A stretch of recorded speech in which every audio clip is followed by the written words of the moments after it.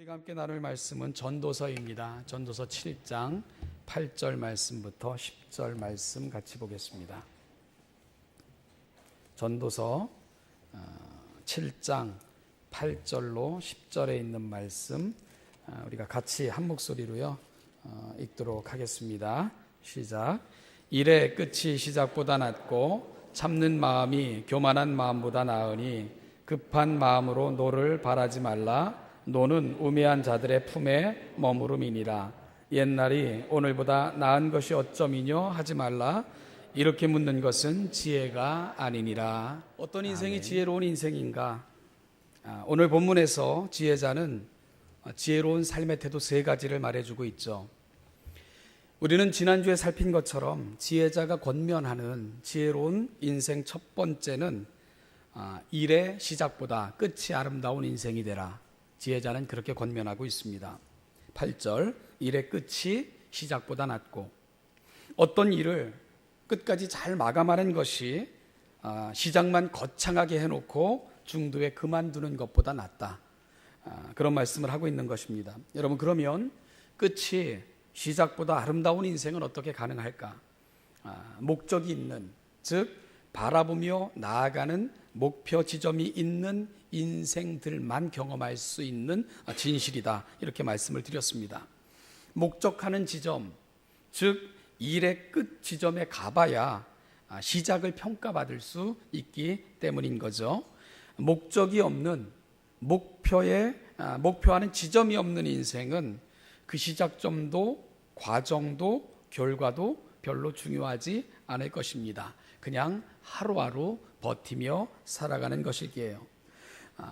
소망하고 또 여러분들을 축복하기는 올 한 해 끝날에 서서 우리가 한 해를 시작했던 날과 마지막 날을 비교해 보면서 끝이 더 아름다웠다고 하나님 앞에 감동스럽게 고백할 수 있는 2014년 여러분들의 해가 되시기를 주님의 이름으로 축복합니다. 또한 우리의 인생 끝 지점에 서서 우리의 인생을 시작할 때부터 살아왔던 삶의 과정들을 돌아보면서도 하나님, 우리의 인생을 여기까지 아름답게 인도하신 하나님을 송축합니다. 감사하며 찬송하며 하나님 앞에 설 수 있는 여러분들의 모든 삶이 되시기도 주님의 이름으로 축복합니다. 오늘 우리가 나누고자 하는 두 번째는 인생을 향해 이 지혜자가 권면하는 것은요, 인생의 성공을 성숙에 두라, 이렇게 권면합니다. 한번 따라해 보실까요? 인생의 성공을 성숙에 두라. 그게 지혜자가 권면하는 지혜로운 인생을 향한 두 번째 권면입니다. 본문 8절 후반절부터 9절 말씀을 다시 한번 보면요, 참는 마음이 교만한 마음보다 나으니 급한 마음으로 노를 바라지 말라. 노는 우매한 자들의 품에 머무름이니라. 이렇게 얘기합니다. 오늘 본문에는 세 가지 마음이 등장합니다. 부정적으로 표현한 두 종류의 마음과 긍정적으로 표현한 한 가지 마음이 있죠. 여러분, 부정적으로 표현한 두 가지 마음은 뭡니까?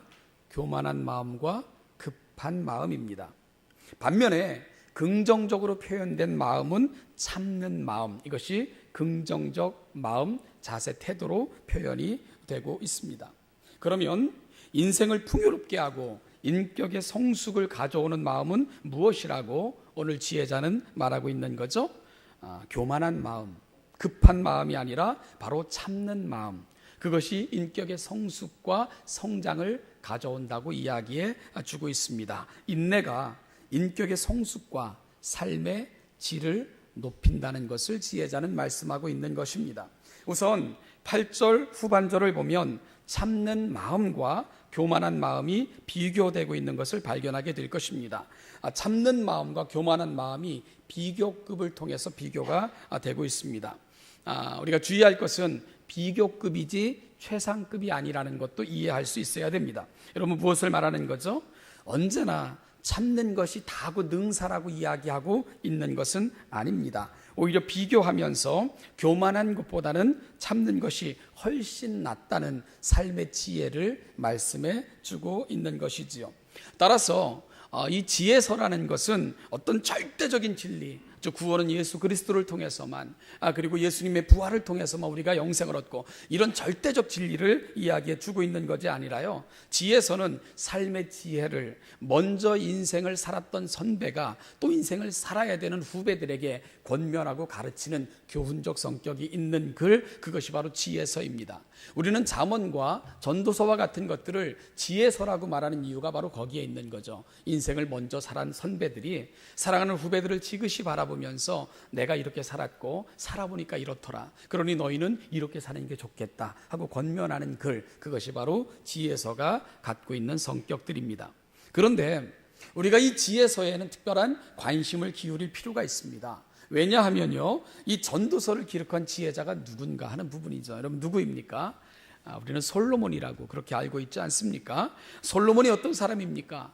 그는 지혜에 있어서는 전에도 없었고 후에도 없는 전무후무한 그런 지혜의 왕으로, 지혜의 사람으로 알려진 사람이 바로 솔로몬 아닙니까?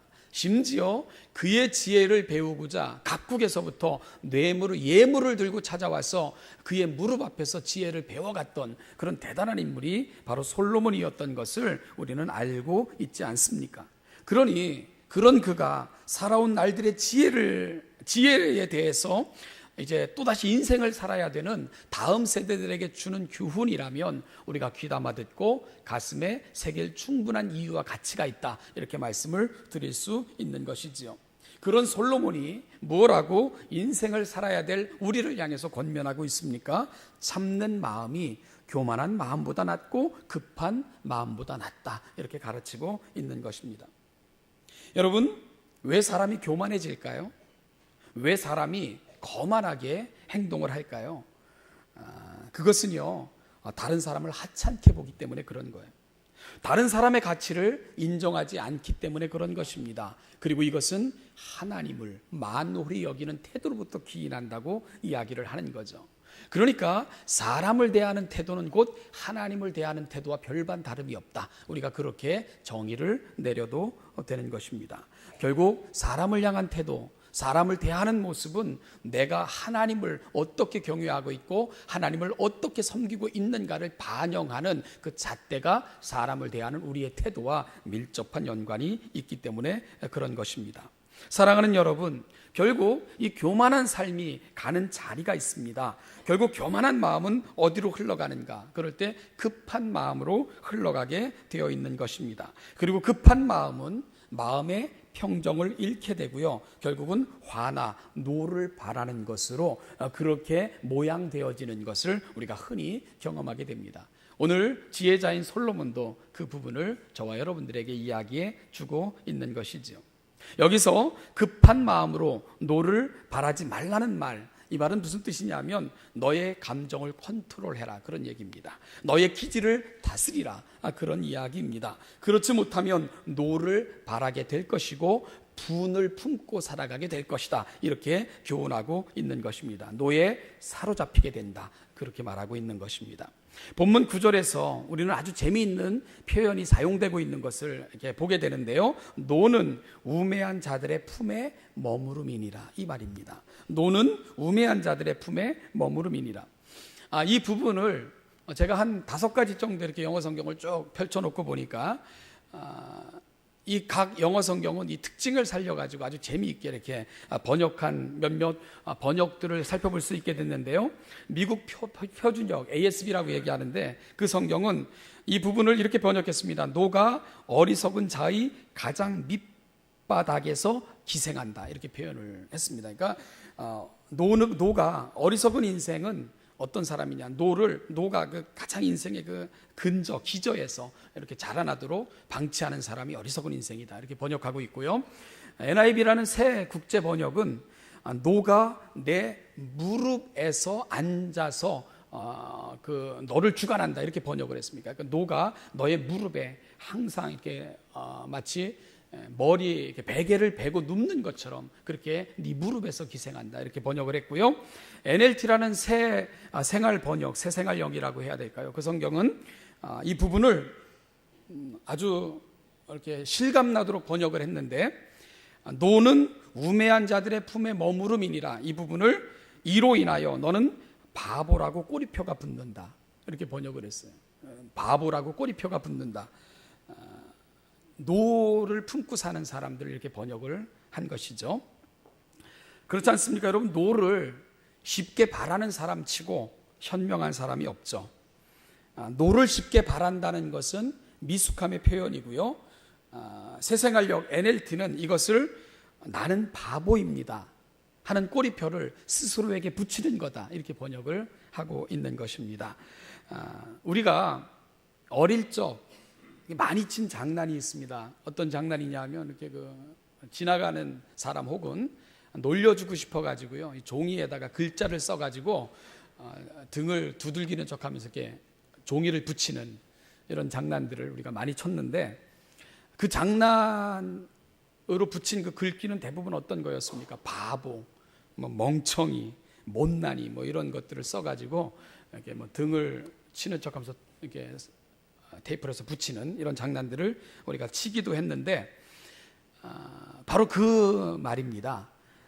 노를 쉽게 바라는 것은 자신의 인격에 라벨을 붙이는 거다.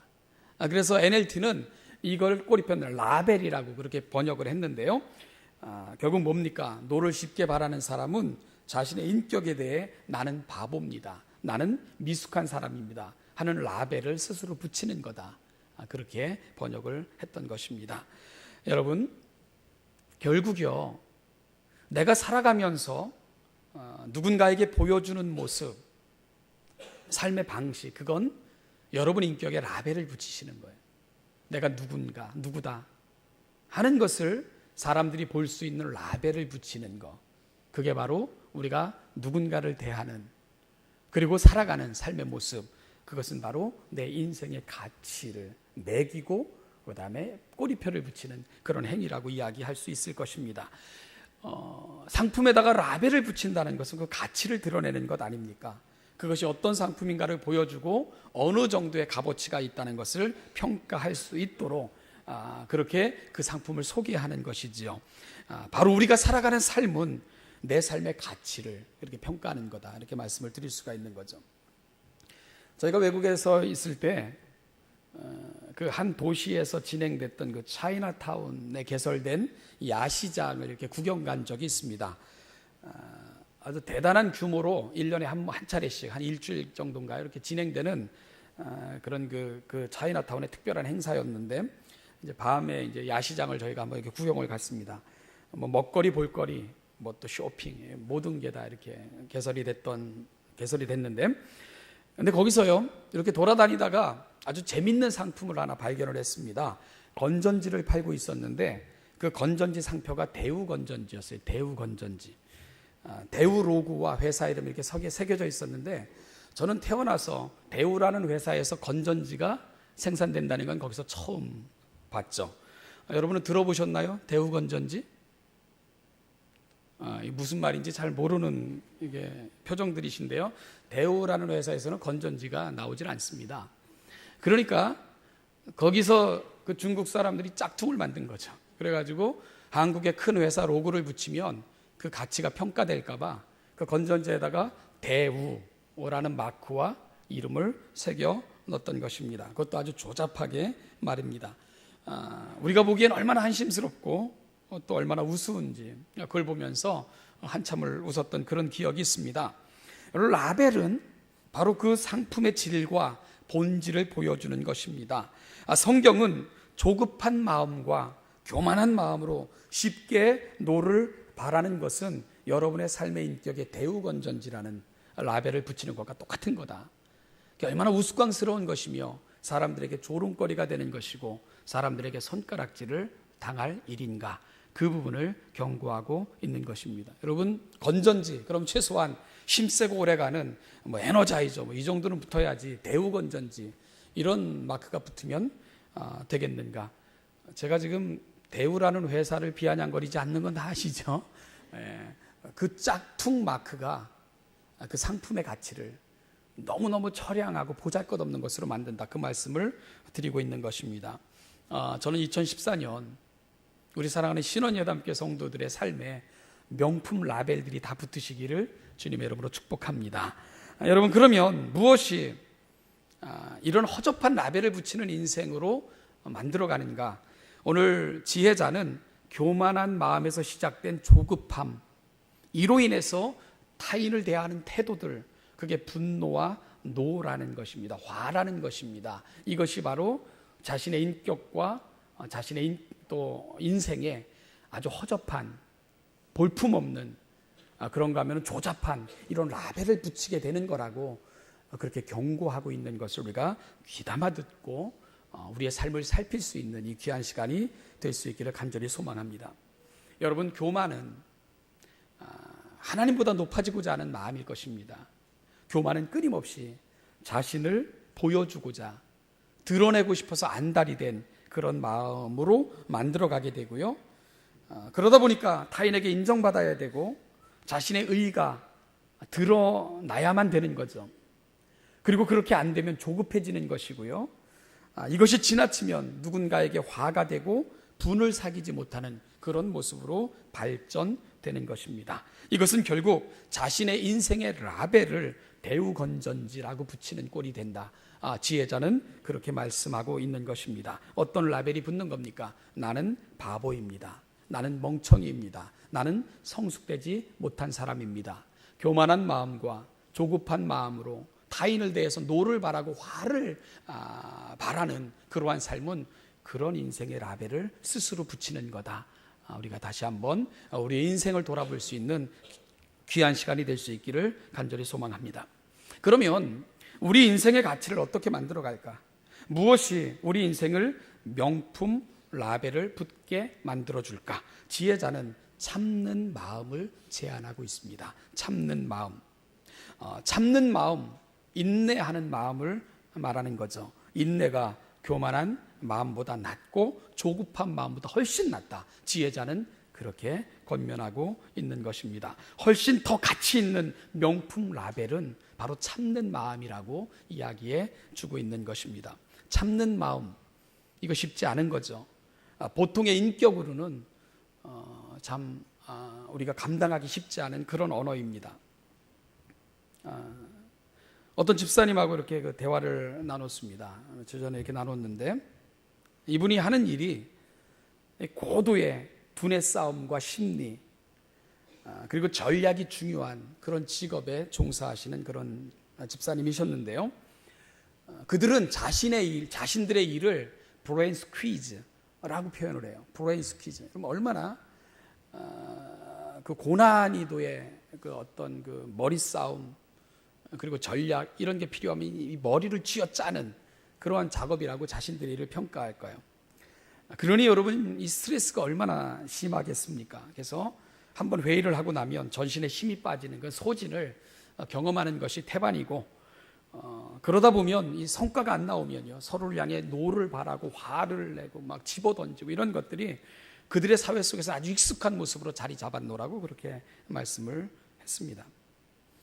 그러니요, 돈은 많이 벌죠. 연봉은 세죠. 그렇지만 삶의 기쁨 별로 없고, 그 다음에 삶의 만족도 없는 그런 삶을 살아오고 있었는데, 하나님께서 그의 마음을 두드리신 것입니다. 새벽마다 하나님 앞에 무릎 꿇어 기도하고 끊임없이 자기의 인생에 대해서 고민하며, 하나님, 내 삶이 어떻게 살아야 되는 것이 맞습니까를 끊임없이 구하기를 시작을 했습니다. 그런데 하나님께서 그에게 주신 생각이 있다고 고백을 했어요.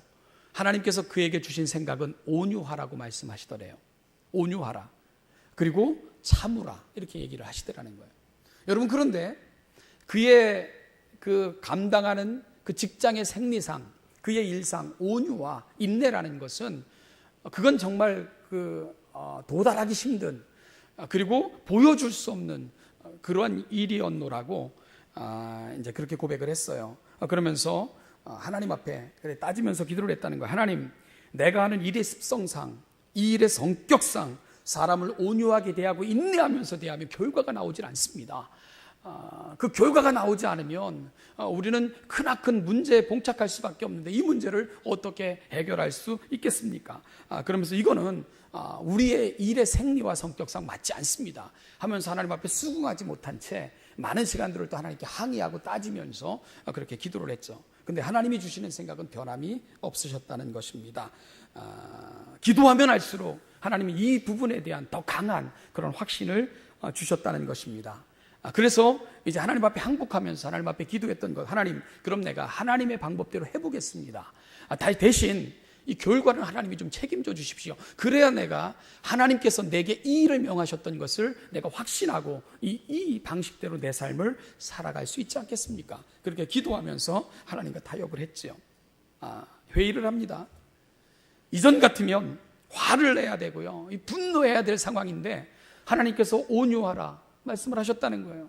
인내하라고 말씀하셨다는 거예요. 노를 바라지 말라고 말씀하셨다는 거예요. 참습니다. 꾹 참고 회의하다가 과거 같으면 볼펜 집어던지고 이것밖에 안 되냐고, 그렇게 안 돌아가냐고 난리를 쳤을 텐데 그렇게 하지 말라니까. 그렇게 안 하고, 야, 자, 힘든 것 같아, 오늘 여기까지 합시다, 내일 합시다.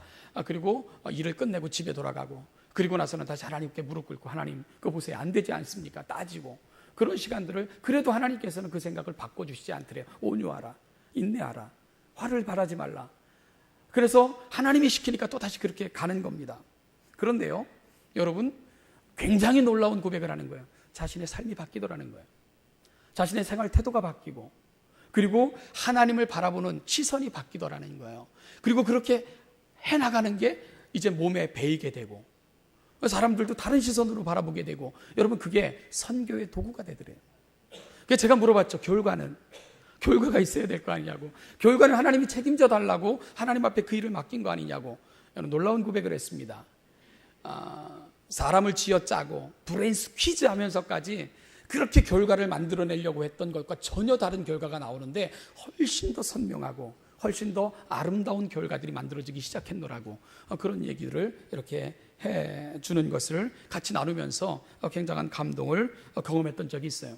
물론 지금도 아직까지 쓴뿌리가 남아서 때로는 욱하고 때로는 마음에 분이 일 때도 있고 그럴 때도 있지만, 그때마다 다시 눈을 감고 또 참고, 그러면서 이제는 화내는 횟수, 그리고 자신 이 템포를 조정하지 못하는 횟수가 훨씬 더 줄어들고, 지금은 많은 부분에서 인내하며 참아낼 수 있는 그런 단계가 됐다고 고백하면서, 이제 내 삶의 태도의 전향적인 변화는 하나님께 모든 걸 맡길 수 있게 됐다고, 그리고 하나님을 바라보며 그분을 신뢰할 수 있게 되었노라고, 그런 고백을 들려줬습니다. 여러분, 목회자 얘기가 아닙니다. 바로 여러분들의 이야기입니다. 평신도, 이 험한 세상, 정말 생존 경쟁이라고 일컫는 그 사회 속에서 살아가는 여러분들의 동료의 이야기입니다. 저는 그분의 이야기를 들으면서 요셉을 생각했습니다. 요셉, 여러분, 그가 경험한 세상이 어떤 세상입니까? 결코 쉽지 않은 세상이었습니다. 배신이 난무하고 진실이 잘 통하지 않고 정치적인 논리가 판을 치고 하룻밤에도 숙청과 복권이 반복되는, 정말 살아있지만 살아있지 않은 그러한 세계, 그게 요셉이 처해 있었던 상황 아니었습니까? 여러분, 형제들에게 팔려가는 아픔, 진실로 승부하고자 했지만 그것이 모함이 되어 감옥에 갇히게 되고요, 그리고 도와줬지만 잊혀지고, 그리고 그 속에서 이거 처신 잘못하면 하룻밤에도 목이 달아나는구나, 이걸 관원들을 통해서 생생하게 경험했던 시절들, 그게 요셉의 젊은 시절이었습니다. 그런데 하나님은 그런 요셉에게 무엇을 요청하고 계셨습니까? 여러분, 적당히 기회를 노리고, 그리고 기회를 봐서, 그리고 기회를 잡고 이렇게 살라고 하나님은 요셉에게 요청하셨습니까? 아니지 않습니까? 용서를 무기로 삼으라고 말씀하셨습니다. 자신을 팔아넘긴 형들이지만 그 모든 것을 풀 수 있는 힘은 복수가 아니라 그들에게 떵떵거리면서, 봐라, 니들이 나에게 이렇게 대했지만 나 이렇게 살았어, 이렇게 말하지 않고, 형들이여, 내가 용서합니다, 당신들의 자녀들까지도 내가 다 돌보겠습니다, 용서가 힘이라고 가르쳐주고 계셨습니다. 여러분, 보디발의 집, 그 아내의 유혹, 어찌 보면 노예 입장에서는 기회 잡은 거 아닙니까? 요즘 군대에서 줄 잘 서면 된다, 여러분, 줄 잘 서면 되는 거예요. 그러면요, 부대가 결정되고, 그러면 그들의 군 생활이 결정된다. 이런 것들이 난무하는 세상이 우리가 살아가면서 아주 익숙하게 경험하는 그런 세상입니다. 요셉이 줄을 잡은 거예요. 그것도 최고 권력자의 줄 말입니다. 바로 아내, 보디발의 아내. 그런데 하나님은 그 줄을 잡지 말라고 말씀하셨습니다. 내 줄을 잡으라고 말씀하셨습니다. 의로움으로 승부하라고 말씀하셨습니다. 그래서 그 유혹 앞에 요셉은 뭐라고 고백합니까? 내가 어찌 하나님 앞에 득죄하오리까? 하나님의 줄을 잡은 것입니다. 그게 하나님이 요청하신 삶이었던 거죠. 여러분, 감옥, 그 결과 그는 감옥으로 갈 수밖에 없었죠.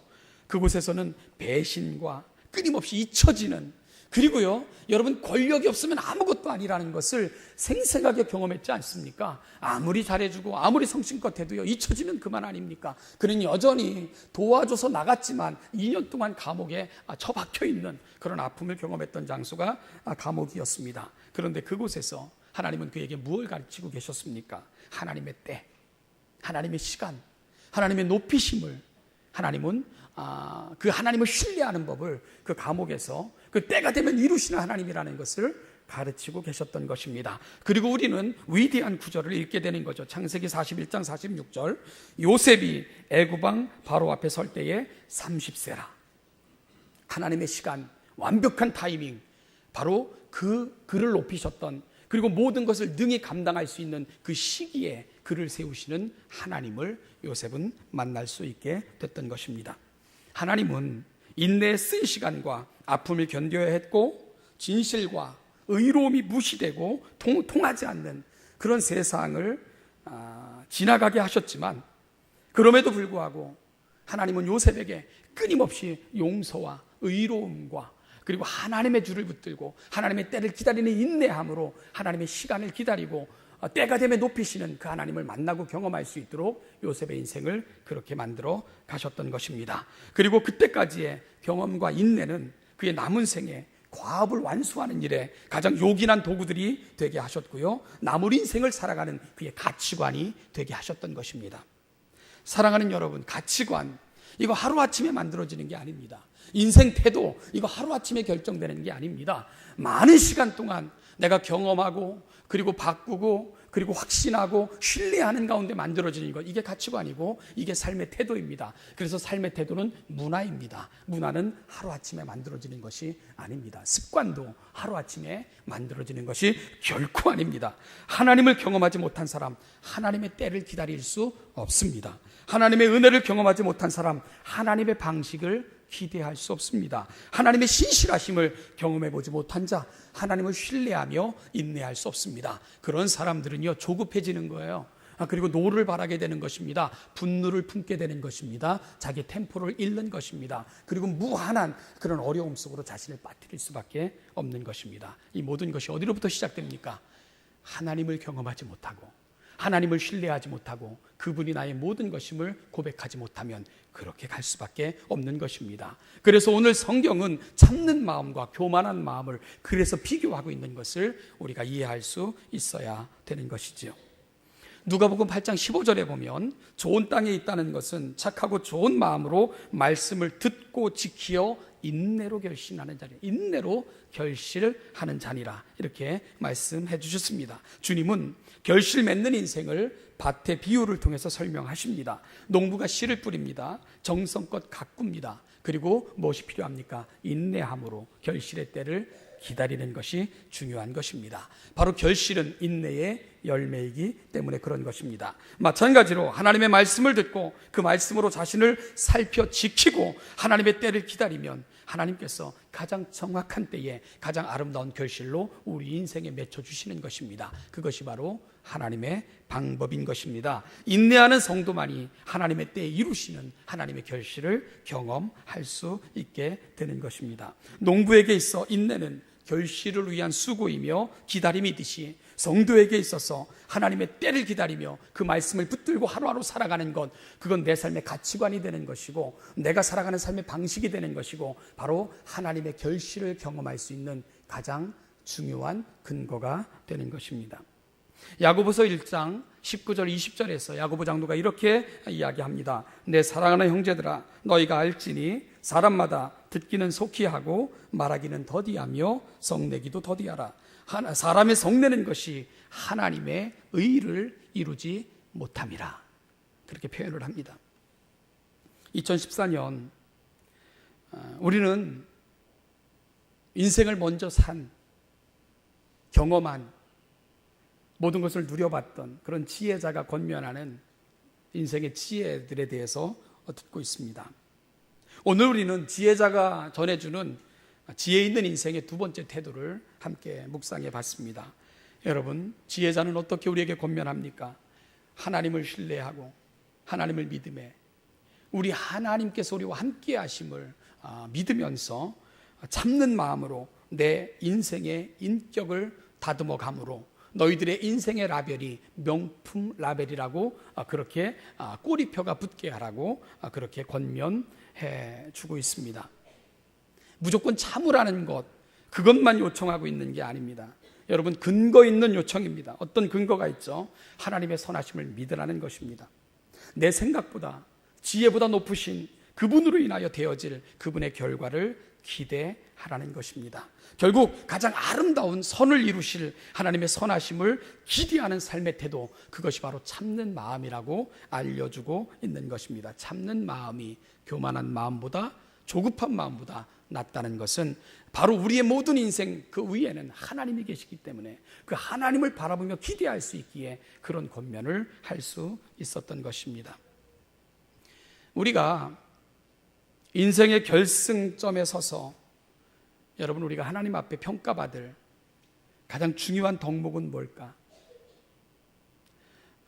우리가 하나님 나라에 들어갈 때 사실 이 세상에서 누렸던 것들은 하등에 가져갈 것이 없는 것을 여러분 아실 것입니다. 우리가 하나님 앞에 설 때에 하나님 앞에 내어드려야 될, 그리고 하나님 나라의 저울에서 그 가치를 인정받을 수 있는 유일한 것이 있다면 바로 여러분 인생에 붙어있는 그 라벨, 바로 얼마나 우리가 하나님 앞에 성숙된 인격으로 우리의 삶을 살았는가, 그것이 하나님 앞에 내놓을 여러분들의 유일한 가치인 것을 이 시간 기억할 수 있기를 바랍니다. 사랑하는 여러분, 그 가치가 2014년 여러분들을 통해 더불어 살아가는 사람들에게 아름다움으로, 참음으로, 인내함으로, 기대함으로, 소망으로, 복도 다줌으로 그렇게 나타나는 정말 하나님 보시기에 아름다운 인생, 우리 2014년 우리 신원예담교회 모든 성도들이 되시기를 소망합니다. 노를 품고 함부로 살아감으로 말미암아 여러분의 인생 스스로에게 나는 바보입니다, 나는 멍청입니다, 나는 어리석은 사람입니다, 이런 꼬리표를 붙이지 말고 하나님이 원하시는 그 아름다운 꼬리표를 붙이시는 2014년 다 되시기를 주님의 이름으로 축복하고, 그렇게 여러분의 삶 가운데 찾아오셔서 결실 맺어주시는 하나님의 은혜도 누리시는 여러분들 모두가 되시기를 주님의 이름으로 축복합니다. 기도하겠습니다. 하나님 아버지, 은혜와 사랑 감사합니다. 2014년 우리에게 허락해 주셨습니다.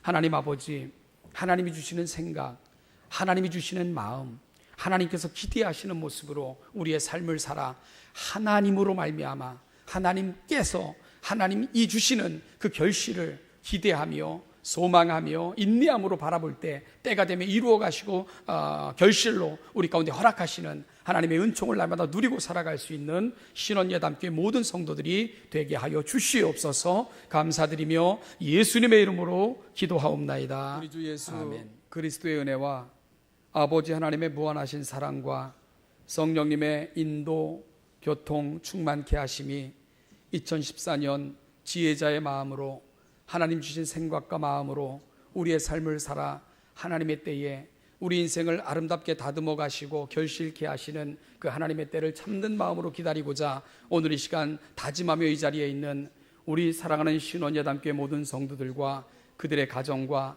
그들이 걷고 살아가야 될 2014년, 그리고 그들의 남은 생애 위에 이제부터 영원까지 그 영원까지 이 은혜와 은총이 함께 하시기를 축원하옵나이다. 아멘.